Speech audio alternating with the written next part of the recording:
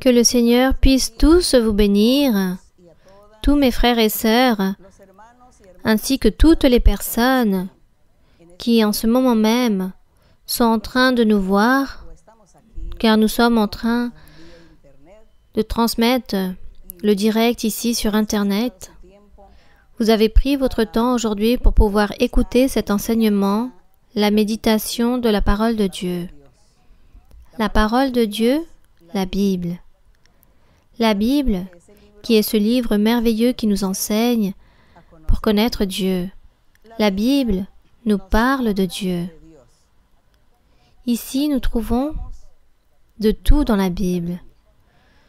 Nous trouvons un Dieu d'amour, mais aussi un Dieu qui consume le feu, un Dieu jaloux, un Dieu qui agit avec tous ses êtres, avec toutes ses créatures.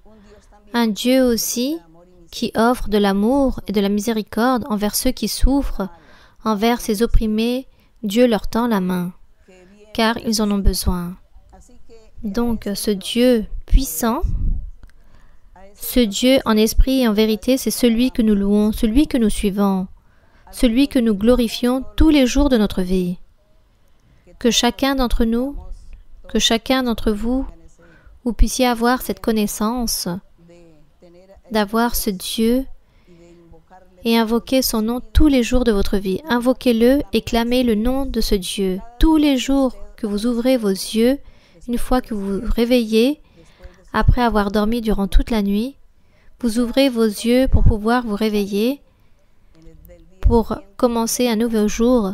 Dites « Merci Seigneur, merci mon Seigneur pour me donner et m'offrir un jour de plus de vie. » Mais remerciez aussi le Seigneur pour l'opportunité que Dieu vous donne de pouvoir suivre ses pas, de pouvoir suivre son chemin. Et c'est comme ça que nous allons reconnaître notre Dieu, nous nous rappelons de lui et nous invoquons son nom. Chaque jour, il faut rappeler qu'il existe et qu'il mérite l'honneur et la gloire. Et que chaque jour doivent partir, réaliser leurs devoirs, leurs études, leurs responsabilités, mais tous puissent être accompagnés de Dieu. Que l'honneur et la gloire soient pour notre Dieu. Aujourd'hui, nous allons aussi chanter, car j'aime que tous vous puissiez participer en chantant ainsi à notre Dieu, sans la piste musicale, sans la mélodie, juste avec cet instrument que Dieu nous a donné, notre voix, notre gorge. Nous allons chanter à Dieu. Il n'exige pas que nous soyons des chanteurs professionnels, mais que nous puissions le faire avec tout notre cœur, que nous puissions le réaliser avec beaucoup de sincérité, avec beaucoup d'allégresse pour lui, car lui, il mérite cela. L'hymne numéro 10, dans les livres des cantiques des frères et sœurs, l'Église de Dieu, ministérielle de Jésus-Christ international. Les frères et sœurs qui participent ont leur livre de cantiques, l'hymne numéro 10, qui a pour titre « Gloire sans fin ». Nous allons donc chanter avec tout notre cœur au Seigneur. L'hymne dit ainsi pour honorer notre Dieu. Cuando mis luchas terminen aquí y ya seguro en los cielos esté, cuando al Señor mire cerca de mí, por las edades mi gloria será. Esa será gloria sin fin, gloria sin fin, gloria sin fin. Cuando por gracia su faz pueda ver, esa mi gloria sin fin ha de ser. Cuando por gracia yo pueda tener en sus mansiones morada de paz, y que allí siempre su faz pueda ver, por las edades mi gloria será. Esa será gloria sin fin, gloria sin fin, gloria sin fin. Cuando por gracia su faz pueda ver, esa mi gloria sin fin ha de ser. Gozo infinito será contemplar todos los seres que yo tanto amé, mas la presencia de Cristo gozar, por las edades mi gloria será. Esa será gloria sin fin, gloria sin fin, gloria sin fin, cuando por gracia su faz pueda ver, esa mi gloria sin fin ha de ser. Que l'honneur et la gloire soient pour notre Dieu. On remercie le Seigneur pour son amour et sa miséricorde. Et aujourd'hui, mes frères et sœurs, aujourd'hui, nous allons méditer dans un livre que le frère tout à l'heure, Alvaro, a lu au tout début. Nous allons nous rappeler la déité du Seigneur Jésus-Christ. Nous allons donc méditer par rapport que le Seigneur Jésus-Christ est Dieu. Lui, c'est Dieu. Car il existe beaucoup de personnes qui ne croient pas que le Seigneur Jésus-Christ est Dieu, c'est notre Dieu, que le Fils de Dieu n'est pas Dieu, qu'il fut un homme quiconque. Et ce que nous allons lire aujourd'hui, nous allons nous rendre compte que le Seigneur Jésus, c'est bien Dieu, que lui, c'est le même Dieu qui a créé le ciel et la terre. Mais il existe un mystère caché, un mystère dans la manifestation de Dieu, un mystère que nous allons découvrir au fur et à mesure que nous allons développer notre lecture. Alors, nous allons donc ouvrir la Bible dans Ésaïe 40, car nous allons aujourd'hui lire par rapport à la déité du Seigneur Jésus-Christ ou que le Seigneur Jésus-Christ est bien Dieu. Dans Ésaïe chapitre 40, dans Ésaïe le prophète, dans les versets du 2 au 5, nous allons lire très rapidement. Je pense que vous avez déjà trouvé la page. Dans Ésaïe 40, il dit ainsi, le verset 2. Le Seigneur dit ainsi à Ésaïe pour qu'il puisse prophétiser au peuple d'Israël à l'époque d'avant, des milliers d'années en arrière.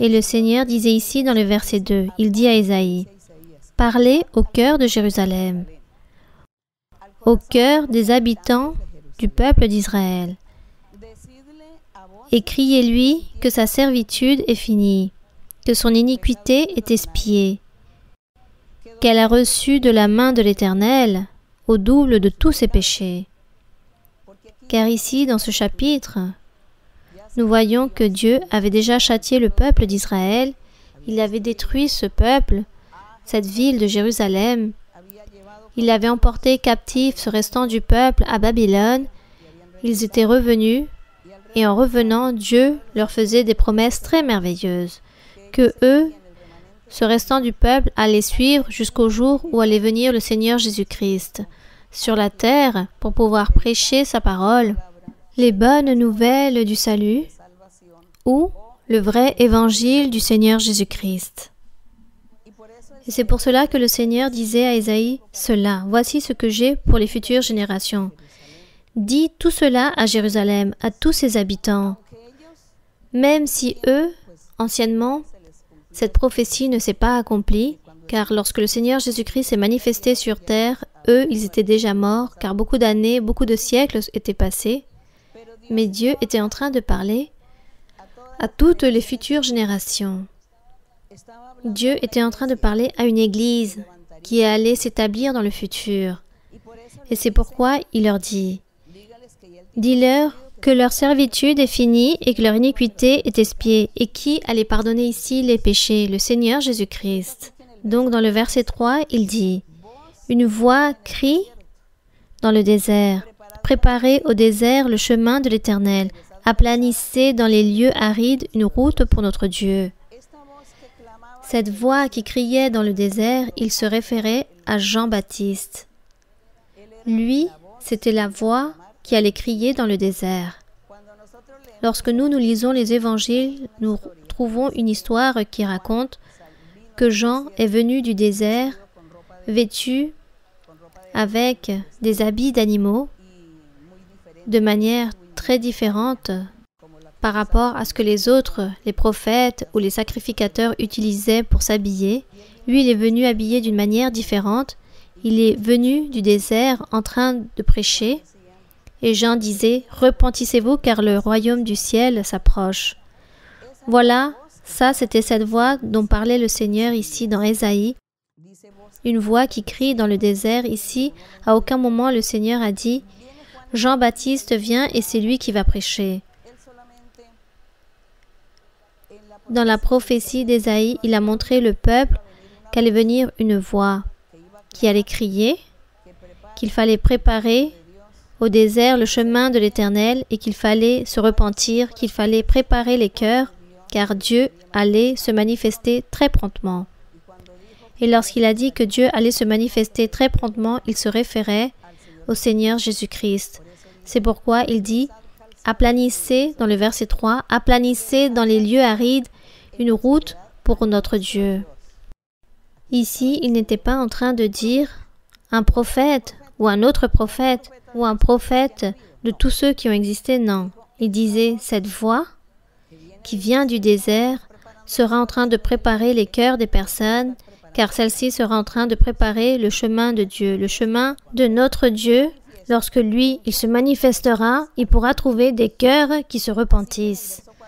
Donc, dans le verset 4, dans la prophétie, il disait que toute vallée soit exaucée, c'est-à-dire que tout cœur, les cœurs des personnes, de ceux qui se sentaient méprisés, qui se sentaient moins que les autres, ceux qui n'avaient ni droit ni vote, ni voix ni vote, qui ne pouvaient pas faire valoir leurs droits. Il parlait de toutes ces personnes qui étaient affligées, opprimées, des personnes qui vivaient sous l'autorité des gouvernements, et principalement à l'époque, c'était le gouvernement des Romains. À tous ces cœurs qui étaient opprimés, abattus, le Seigneur les comparait à une vallée, car nous savons que les vallées, il s'agit de la partie basse de la terre, ensuite viennent les montagnes, car si nous continuons à monter, viennent ensuite les pentes, les collines, les sommets. Donc la vallée, c'est ce qui se trouve tout en bas. Ainsi se sentaient les cœurs des personnes qui se trouvaient à l'époque, car elles étaient sous la servitude d'un gouvernement,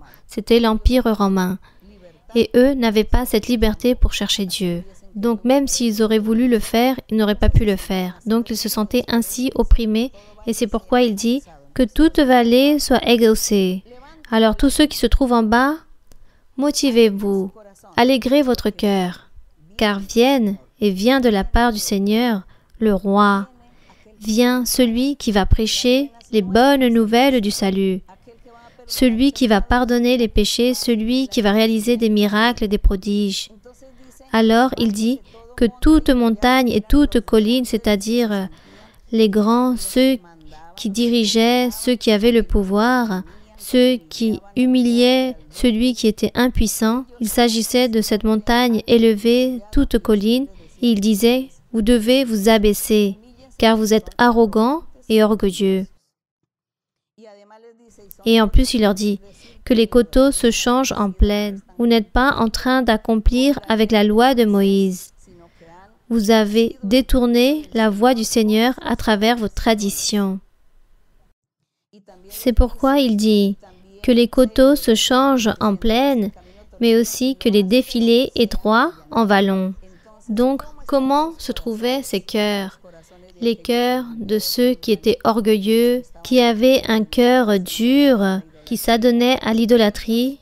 Eux, ils avaient un cœur très dur. Et le Seigneur leur disait, de manière symbolique, disait que les défilés étroits devaient être changés en vallons, c'est-à-dire repentissez-vous. Ouvrez votre cœur, croyez et disposez-vous pour Dieu, car va venir le Seigneur pour se manifester et lui, il veut trouver des cœurs humbles, disposés pour écouter la parole du Seigneur, l'évangile de ce Jésus-Christ. Et ici, dans le verset 5, il dit « Alors la gloire de l'Éternel sera révélée. » Oui, lorsque le Seigneur Jésus-Christ allait se manifester, ça allait être cette voix qui venait du désert, c'est-à-dire Jean-Baptiste qui était en train de prêcher en disant « Repentissez-vous, changez ». Que les parents puissent venir aux enfants, les enfants aux parents, qu'il n'y a pas d'ennemis, pas de vengeance entre vous, qu'il n'y ait pas de rancune. Changez, car le Seigneur vient, lui, c'est un feu qui consume, et lui, il a besoin de cœurs humbles qui puissent l'écouter, qui puissent croire en lui. Et c'est pour cela, dans le verset 5, il dit « La gloire de l'Éternel sera révélée. » Et la gloire de l'Éternel était en train de se manifester en Jésus-Christ. Et il dit ensuite que tout être humain, toute chair la verra. Verra quoi? La gloire de l'Éternel. Verra qui? Le Seigneur Jésus-Christ. Beaucoup ont vu le Seigneur Jésus-Christ. Ils l'ont vu, ils l'ont entendu, ils l'ont écouté. Ça, c'était voir la gloire de Dieu, voir la gloire de l'Éternel. C'était Dieu même en chair en train de se manifester aux êtres humains. Là-bas, dans cette ville de Jérusalem, dans ce territoire de Judée. Puis il dit, car la bouche de l'Éternel a parlé. Elle a dit. Donc ça, c'est cette grande promesse que Dieu a donnée à Ésaïe pour qu'il puisse prophétiser à ceux qui se trouvaient à Jérusalem à l'époque d'avant. Mais quand s'est accompli cela? Beaucoup de siècles plus tard. Donc maintenant, nous allons aller très rapidement à Malachie. Avant d'aller quelques siècles plus tard dans la Bible, nous allons lire aussi dans Malachie 3:1. Malachie se trouve avant Matthieu. Il y a Malachie. C'est le dernier livre de l'Ancien Testament. Ici, dans Malachie 3:1, il dit ainsi. Le Seigneur dit à travers le prophète de Malachie, il dit « Certaines choses pour ceux d'avant, car nous sommes en train de parler de ces siècles anciens, avant la venue, avant que le Seigneur Jésus-Christ puisse naître. » 3:1, il dit « Voici, j'enverrai mon messager. » Il se référait ici à Jean-Baptiste. « Il préparera le chemin devant moi. » Ici, Dieu est en train de dire que Jean-Baptiste, c'était son messager et que lui, il allait préparer le chemin pour notre Dieu, lorsque Dieu allait se manifester. Ici, il n'est pas en train de dire, lui, il allait préparer le chemin pour que puisse venir un prophète quiconque, un prophète de plus que j'ai établi, et qu'il va vous prêcher les bonnes nouvelles du salut. Non, Dieu n'a jamais dit cela. Le Seigneur, il s'est toujours référé que lui, il allait se manifester sur la terre, lui-même, que sa gloire allait se manifester sur la terre et que beaucoup d'êtres humains allaient le voir, allaient l'écouter, et cela s'est produit ainsi. Et ici, dans le verset 3 que je relis à nouveau, il dit « Mon messager viendra, Jean-Baptiste, il préparera le chemin devant moi. Et soudain entrera dans son temple le Seigneur que vous cherchez. » Et le messager de l'Alliance, il dit cela du Seigneur, il dit que le Seigneur Jésus-Christ était le messager de l'Alliance que vous désirez, voici, il vient, dit l'Éternel des armées. Alors, voilà ce que Dieu est en train de dire. Viens, Jean, et il va préparer le chemin, car lui, il sera en train de parler avant que moi-même je me manifeste. Ainsi disait le Seigneur. Donc le Seigneur était en train de parler de lui-même, qu'il allait se manifester sur la terre et qu'il allait parler avec les êtres humains et que les personnes allaient le voir, l'écouter et que eux, ils allaient pouvoir voir la gloire de Dieu. Ainsi, le Seigneur se réfère de lui-même. Il s'agit de 2 versets, 2 livres que je viens de mentionner, car ici, dans l'Ancien Testament, il existe beaucoup de livres, beaucoup de prophètes où il parle que Dieu serait en train de se manifester sur la terre, en train de parler avec les hommes, que Dieu serait en train de convertir en un être humain pour pouvoir parler avec l'homme. Car ça, c'était la grande bénédiction que Dieu allait donner aux êtres humains. après que celui-ci s'était manifesté à travers des prophètes. Donc Dieu voulait aussi se manifester lui-même en personne. Gloire au Seigneur, en la personne de notre Seigneur Jésus-Christ, qui est le Fils de Dieu et qui est le même Dieu. Alors nous devons donc lire dans la Bible pour pouvoir trouver toutes ces vérités. Il faut lire la Bible, car c'est là où nous allons trouver la vérité de Dieu et nous allons trouver aussi la vie éternelle. Allons maintenant à l'évangile de Jean, celui que nous avons lu antérieurement.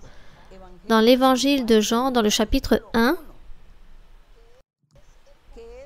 où il s'agit de l'accomplissement de la prophétie de Ésaïe et la prophétie de Malachie et de beaucoup d'autres prophètes que je ne vais pas mentionner à cause du temps. Mais ces deux versets nous rendent témoignage de la divinité ou de la déité de notre Seigneur Jésus-Christ, afin que nous puissions être sûrs et que nous n'allons pas mépriser le Seigneur de la gloire en train de penser qu'il fut un homme quiconque ou qu'il fut un homme de Dieu. Et non, nous ne pouvons pas manquer de respect à notre Dieu car lui c'est notre Dieu. Il s'agit d'un grand mystère. C'est Dieu avec les êtres humains, Dieu en train de parler aux êtres humains. Comme un verset qui disait dans Ésaïe que Dieu ou qu'une jeune fille allait engendrer un enfant et qu'il allait s'appeler Emmanuel, un mot grec qui signifiait, une fois traduit, cela voulait dire Dieu avec nous. Alors, il n'était pas en train de dire qu'un prophète de plus allait être avec nous, mais Dieu avec nous, en train de parler et en train de se référer au Seigneur Jésus-Christ. Jean 1, je pense que vous avez déjà trouvé la page, il dit ainsi, au commencement, il parle du commencement de qui? Sûrement en train de parler du commencement de nous, les êtres humains. Car Dieu n'a pas eu ni de début ni de fin. Le début, notre commencement, oui, des êtres humains, oui, c'était la parole. Et la parole était avec Dieu. Il se référait au Seigneur Jésus-Christ. La parole était Dieu. Nous allons lire Jean du verset 1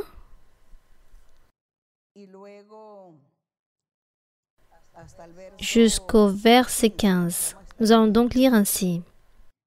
Donc ici, il se réfère que le commencement était la parole, et la parole était avec Dieu, et la parole était Dieu. Donc, il n'y a aucun doute.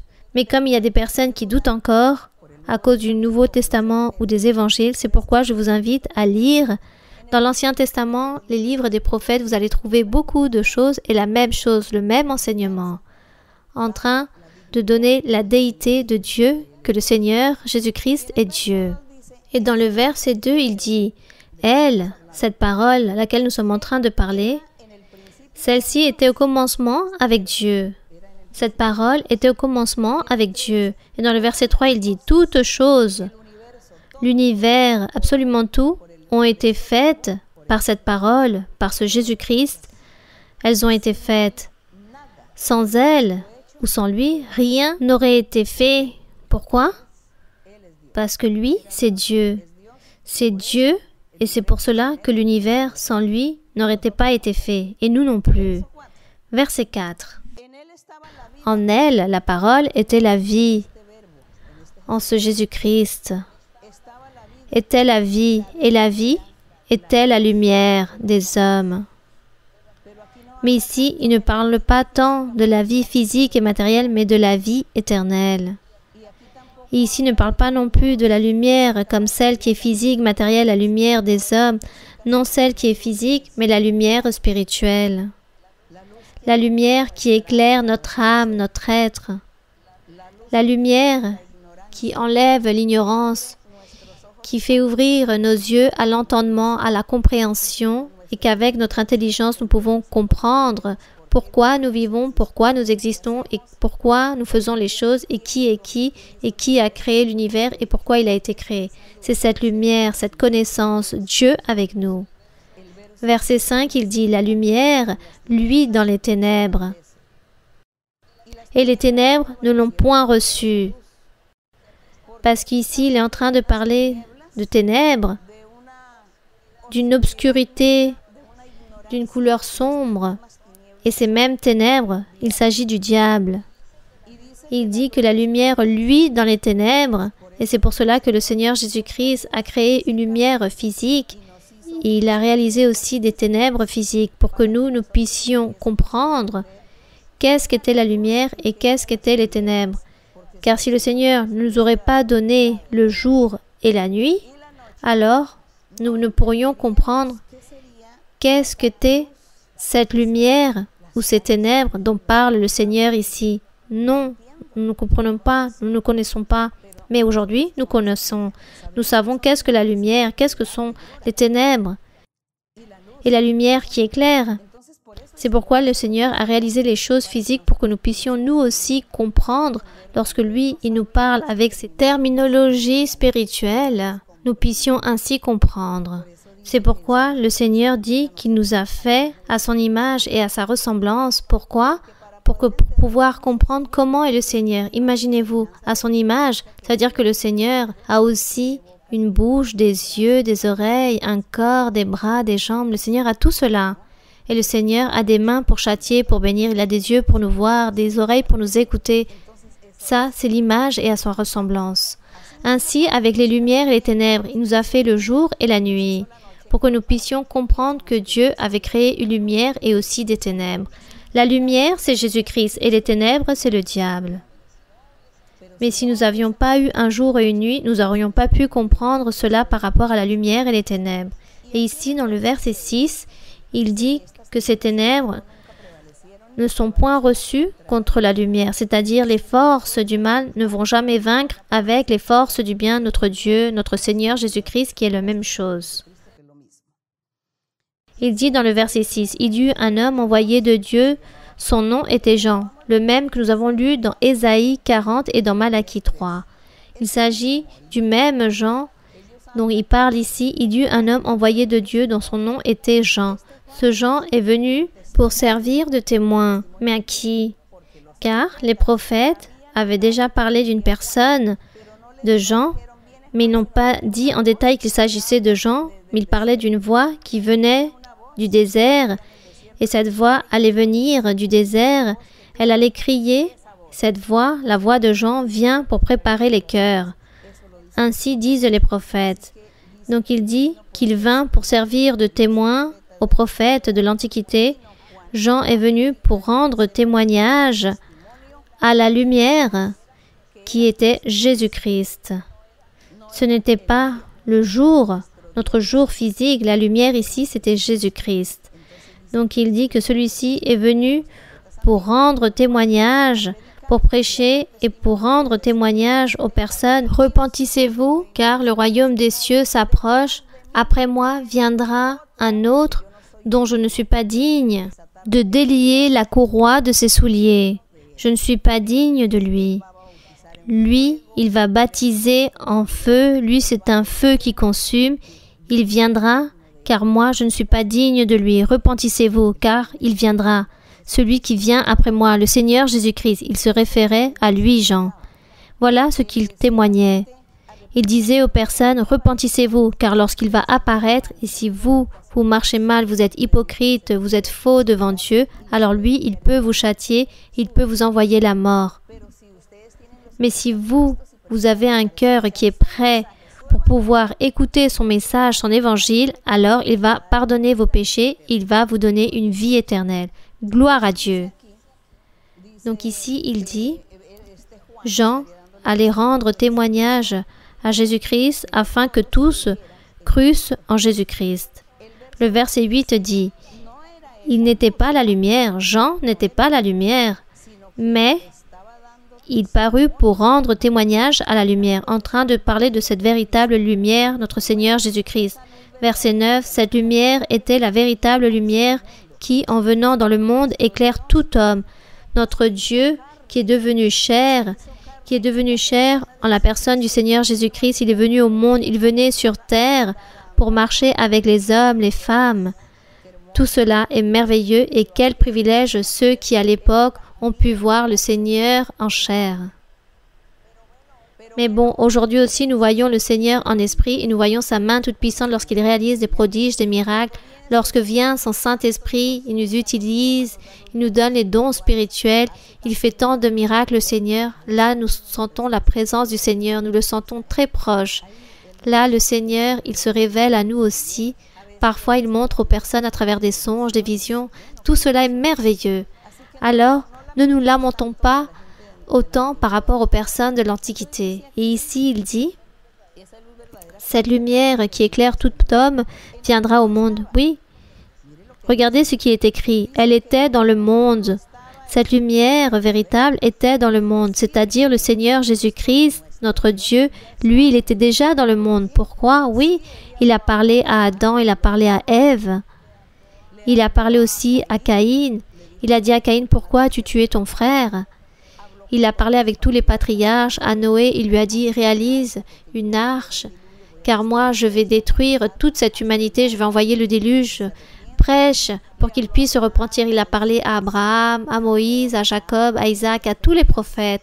Le Seigneur s'est manifesté dans l'Antiquité avec le peuple d'Israël pour se faire connaître et est en train de parler à travers les prophètes aussi. Alors, c'est pour cela qu'il dit que dans le monde, cette lumière était déjà, le Seigneur Jésus-Christ était là dans le monde et le monde a été fait par lui, mais le monde ne l'a point connu. Le monde n'a pas connu les œuvres ni la manifestation de notre Seigneur Jésus-Christ, qui était là depuis bien avant Adam, dans l'Éden, en train de parler et en train d'enseigner à Adam. Parfois, dans l'Ancien Testament, c'est pour cela on adore lire l'Ancien Testament qui est la parole que le Seigneur Jésus-Christ a laissée écrite à travers Moïse. Et là se trouvent tous les livres de ces prophètes où Dieu nous raconte de quelle façon Dieu s'est manifesté, comment Dieu leur parlait. Parfois, on disait que l'ange de l'Éternel apparaissait. Il apparaissait comme un ange et les hommes disaient « Nous voyons l'ange de l'Éternel ». Eux, ils ne pouvaient pas comprendre qu'il s'agissait du Seigneur Jésus-Christ. Ils ne savaient pas et ne comprenaient pas qu'il s'agissait de Christ, mais ils disaient qu'il s'agissait de l'ange de l'Éternel. Et beaucoup de fois, nous trouvons ainsi dans les lectures l'apparition et la manifestation de l'ange de l'Éternel, en train d'étendre sa main pour châtier ou pour bénir. C'est pour cela qu'il dit qu'elle était dans le monde. Le monde a été fait par elle et le monde ne l'a pas connue. Donc le Seigneur Jésus-Christ n'est pas apparu seulement il y a à peu près 2000 ans là-bas à Jérusalem, non. Lui, il s'était déjà manifesté au monde car le monde a été créé par lui. Mais lui, il s'est manifesté en esprit. Il s'est manifesté comme l'ange de l'Éternel dans l'Antiquité. Mais maintenant, notre Dieu a voulu se manifester en chair, en os, comme les êtres humains. Et ça, c'est vraiment incroyable, c'est merveilleux car il s'est manifesté en os et en chair comme les êtres humains. Et il dit ici dans le verset 11, « Elle est venue chez les siens. Lui, il est venu pour sauver les âmes, pour sauver les hommes et les femmes, pour que le diable ne puisse les prendre. Il est venu pour pardonner les péchés, pour enseigner la doctrine, pour enseigner le pur évangile, le véritable chemin qui mène à la vie éternelle. Voilà pourquoi le Seigneur est venu sur terre. Il est venu chez les siens, mais les siens ne l'ont point reçu. Qui étaient les siens? Les siens, c'étaient les Juifs. Car le Seigneur Jésus-Christ s'est manifesté là-bas dans la tribu de Juda, là-bas dans cette ville de Judée, et là-bas à Jérusalem, c'était la capitale de Juda, et là-bas à Jérusalem, c'est où Dieu eut ce temple si merveilleux construit et bâti par le roi Salomon. Là-bas, Dieu s'est manifesté durant un temps au sacrificateur, au souverain sacrificateur. À l'époque, lors du peuple d'Israël, du peuple juif, le Seigneur est venu, et c'est pour cela qu'il dit qu'il est venu aux siens, mais ils ne l'ont point reçu, ils n'ont pas cru en lui. C'étaient les premiers qui l'ont méprisé, qui l'ont rejeté, parce que le Seigneur Jésus-Christ avait parlé de ce roi parfait, du Messie, du précurseur, du chef de la paix, il n'a pas parlé de lui avec des mots littéraires, mais il a parlé à travers des illustrations, à travers des métaphores et des symboles. Et c'est pour cela que le peuple juif n'avait pas compris lorsque le Seigneur Jésus-Christ a commencé à se manifester sur la terre. Eux, ils ne l'ont pas accepté, car eux, ils attendaient quelque chose de littéraire. Ils ont tout interprété de manière littéraire. Et le Seigneur a toujours parlé à travers des figures, à travers des paraboles, à travers des symboles. C'est pour cela que le Seigneur disait, « Celui qui a des oreilles pour écouter, qui écoute. Celui qui a le Saint-Esprit de Dieu, qui a un cœur disposé, Dieu lui révélera. Et celui qui ne veut pas entendre ne va pas lui révéler et restera dans l'ignorance sans comprendre les choses. » C'est pour cela qu'ils n'ont pas accepté le Seigneur. Car lorsque la voix qui provenait du Seigneur, comme le Seigneur n'a jamais dit qu'il s'agissait de Jean, mais d'une voix qui provenait du désert pour prêcher, Jean se présente, Jean-Baptiste, personne ne croit en lui, car on lui a donné même la mort. Alors le Seigneur Jésus-Christ aussi, on ne lui a pas cru, car Ésaïe a dit qu'allait naître un enfant qu'allait s'appeler Emmanuel, c'est-à-dire Dieu avec nous, qu'il allait s'appeler l'admirable, le chef de la paix, le conseiller, le précurseur, le sage, le roi des rois, le seigneur des seigneurs. Ainsi étaient les noms que Dieu se donnait, mais comme lui, il n'a pas parlé de Jésus de Nazareth, c'est pour cela, lorsque eux, ils arrivent et voient le Seigneur Jésus-Christ avec ce nom, le Jésus-Christ de Nazareth, ils ne l'acceptent pas. Quelle tristesse! Quelle tristesse! Mais nous, aujourd'hui, maintenant que des milliers d'années sont passées, nous avons le privilège de notre Dieu que lui nous a donné cette explication, il nous a ouvert dans cet automnement, il nous a envoyé cette lumière pour pouvoir comprendre le Seigneur Jésus-Christ, de quelle façon il parle à travers des symboles, des figures, à travers des figures rhétoriques. Donc regardez la manière comment Dieu parle et ainsi nous l'avons compris. Et c'est comme ça nous avons pu avoir ces expériences avec un Dieu vivant et puissant. Même si maintenant notre Église a seulement commencé il y a plus de 50 ans, le Seigneur Jésus-Christ s'est manifesté et le Seigneur nous a montré aussi beaucoup de choses symboliques. Mais maintenant nous comprenons le Seigneur. Je sais, Seigneur, maintenant lorsque tu m'envoies un rêve, lorsque je rêve de brebis, ah, je sais ça, il s'agit des personnes. Si tu me montres dans un rêve que je rêve avec un serpent, ah Seigneur, ce sont mes ennemis. Des personnes qui n'aiment pas Dieu et savent que je suis en train de chercher Dieu, alors vont s'irriter contre moi et ce seront mes ennemis. Je comprends maintenant. Maintenant, nous comprenons le Seigneur, les figures, nous comprenons les symboles, les métaphores. Gloire à notre Dieu que le Saint-Esprit nous a révélés, il nous a enseignés. Il nous a ouvert les yeux. Et nous vivons des expériences réelles avec un Dieu vivant et puissant. C'est pour cela que nous prêchons son nom. C'est pour cela que nous ne sommes pas une église de plus parmi tant d'autres. Nous sommes des personnes qui sommes guidées par le Saint-Esprit, par l'Esprit de Dieu, dirigées par Dieu, et Dieu se manifeste dans notre vie. Et qui est ce Dieu, notre Dieu, le Père, notre Dieu, le Fils, notre Seigneur Jésus-Christ, le même, le Saint-Esprit, c'est le même. Il s'agit d'un mystère, mais c'est Dieu, un seul Dieu. Un seul Dieu, mais pour lui, il n'y a rien d'impossible. Que lui, il veuille travailler autant que Fils ou en tant que Saint-Esprit ou autant que Père, pour lui, est-ce que cela est impossible? Lui, il peut tout faire. Il a même créé l'univers. Il nous donne l'air, l'oxygène pour pouvoir respirer. On remercie notre Dieu. Alors, le Seigneur, il nous a donné cette lumière pour que nous puissions comprendre ses écrits. Et nous sommes en train d'en profiter. Gloire à Dieu. Mais à cause de l'époque d'avant, les personnes voulaient tout interpréter de manière littéraire. Ces personnes n'ont pas compris qui ils avaient là. Jean-Baptiste, ils l'ont méprisé, ils lui ont même donné la mort au Seigneur Jésus-Christ. De même, ils l'ont méprisé, ils lui ont donné la mort, ils n'ont pas cru en lui. Et c'est lui aujourd'hui qui est en train de régner dans nos cœurs, dans nos vies. Lui, c'est notre gouverneur. Il gouverne la nature, il gouverne absolument tout. Tout ce qu'on appelle la création, l'univers.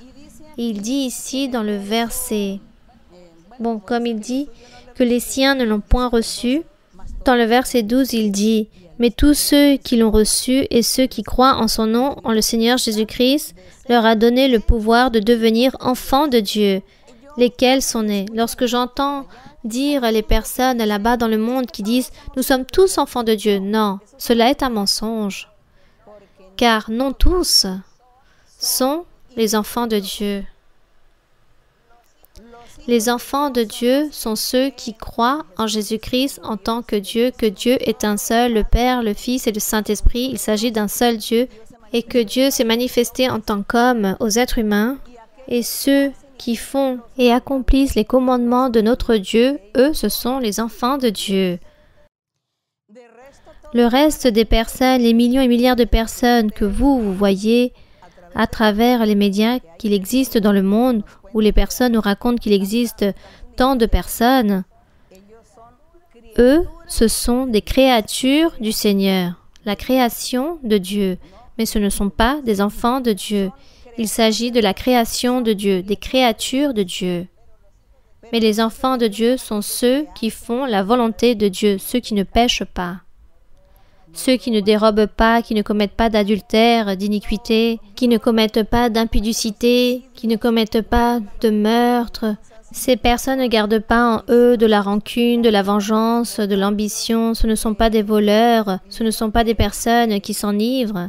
Ce ne sont pas des personnes qui se remplissent de haine, d'irritation, en train de vouloir faire des choses mauvaises aux autres, en train de réaliser des enlèvements. Car les personnes qui font cela, ce ne sont pas des enfants de Dieu. Il s'agit d'une création de Dieu et Dieu veut que ces derniers puissent se repentir. Mais au contraire, que ces personnes puissent connaître le chemin de Dieu. Dieu les appelle à venir à lui en disant « Connais ma parole. Je ne veux pas que tu dérobes, je ne veux plus que tu commettes tous ces meurtres. Je veux que tu sois heureux. » Car à chaque fois que tu commets un vol ou un homicide, tu es malheureux. Et moi, je veux te donner le bonheur.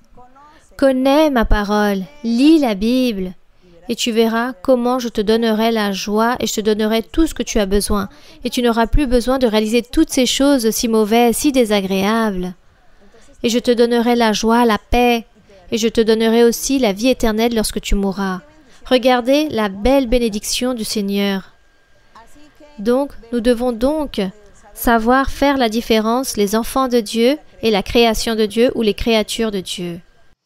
C'est pourquoi il dit ici dans le verset 12, « Mais tous ceux qui l'ont reçu, à ceux qui croient en son nom, en le Seigneur, il a donné le pouvoir de devenir enfants de Dieu, lesquels sont nés non du sang, c'est-à-dire non des êtres humains, donc lesquels sont nés non du sang ni de la volonté de la chair, ni de la volonté de l'homme, mais de Dieu, de la volonté de Dieu. » Car il dit que nous, lorsque nous connaissons Dieu, c'est comme si nous naissions à nouveau.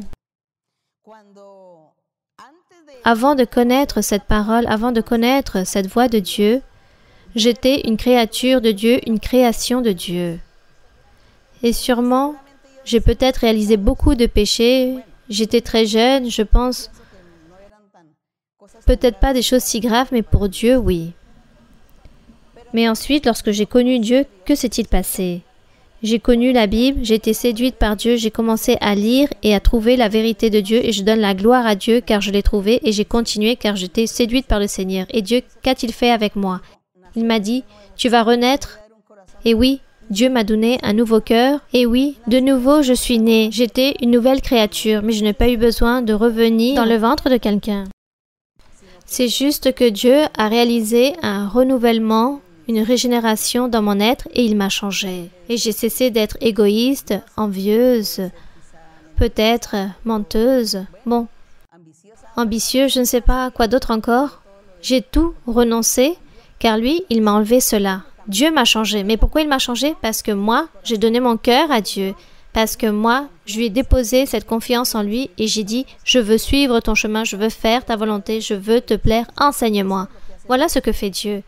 Voilà ce que fait Dieu avec tous les êtres, avec tous les hommes et toutes les femmes, qu'ils soient bons ou mauvais.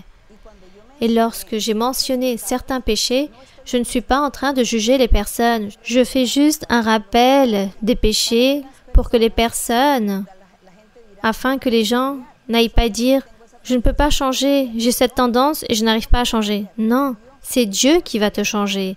C'est Dieu, si tu crois et tu déposes cette confiance en le Seigneur Jésus-Christ, si tu clames son nom, si tu invoques son nom, si tu prends du temps pour lire la Bible, alors Dieu te changera et ôtera toutes ces choses mauvaises et fera que tu sois un homme heureux ou une femme heureuse. Et il te donnera la vie éternelle. Voilà ce que fait Dieu.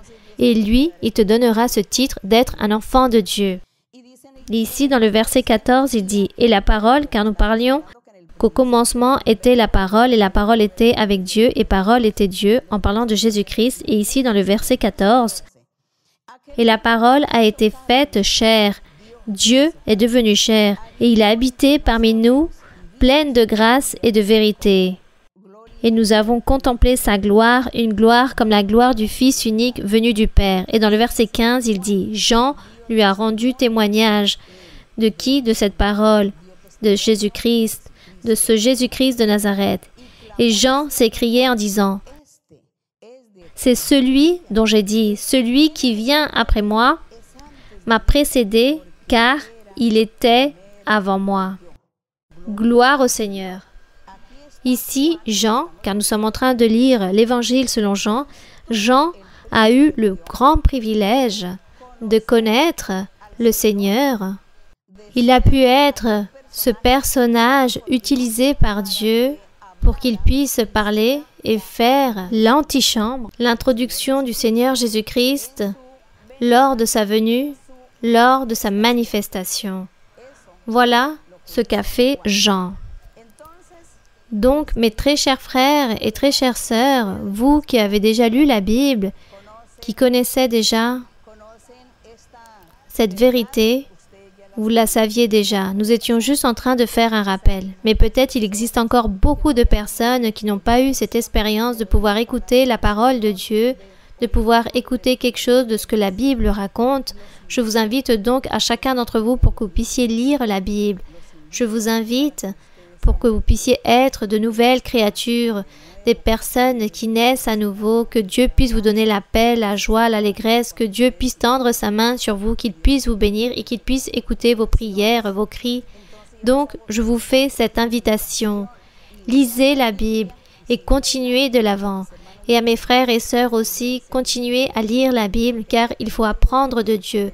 Et nous devons tous un jour arriver à être ces maîtres docteurs de la parole de Dieu. Donc que l'honneur et la gloire soient pour notre Dieu. Nous allons donc prier notre Dieu. Nous allons prier pour tous nos besoins, pour toutes ces maladies qui existent. Prions aussi pour cette situation que nous sommes en train de vivre. Et prions afin que Dieu, à chacun d'entre vous, il puisse vous donner la bénédiction que vous avez besoin. Certains ont besoin d'argent, d'autres de nourriture, d'autres de paniers alimentaires, d'autres ont besoin de payer toutes les dépenses, les services, les charges qu'ils ont besoin au niveau de leur foyer, toutes les dépenses qui tournent autour du loyer, comme le loyer lui-même aussi. Vous pouvez avoir besoin d'acheter des produits alimentaires ou de payer certaines dettes. Bon, il existe tellement de nécessités. Alors, tout cela, déposez-le devant la présence de Dieu. Et si vous n'êtes jamais allé à l'église ou vous n'avez jamais eu l'opportunité de lire la Bible, ne vous inquiétez pas. Priez le Seigneur car Dieu va vous écouter. Dieu va écouter toute votre prière. Il connaît vos pensées, il connaît votre besoin et tout ce qui existe dans votre cœur. C'est juste que Dieu veut que nous puissions tout lui raconter. Même s'il le sait tout, il veut que nous aussi nous puissions parler avec lui et c'est ce que nous allons faire lors de notre prière et demander pour toutes ces maladies. Si vous avez des personnes dans votre foyer qui sont malades, vous pouvez leur imposer les mains, vous pouvez leur lire aussi une partie de la Bible et soyez confiants que Dieu fera le miracle, car Dieu est rempli de miséricorde. Alors, les frères et sœurs, continuez vers l'avant et nous allons donc maintenant déposer tous nos besoins devant lui. Béni soit notre Dieu, béni soit notre Père céleste. Dieu du ciel, nous te remercions. Notre Dieu, notre Roi, notre Père, celui qui a créé le ciel et la terre. Tu es ce vrai Dieu, tu es notre Père. Merci Seigneur pour ton amour, pour ta miséricorde. Au nom glorieux de Jésus-Christ, nous te demandons Seigneur que tu puisses écouter notre prière.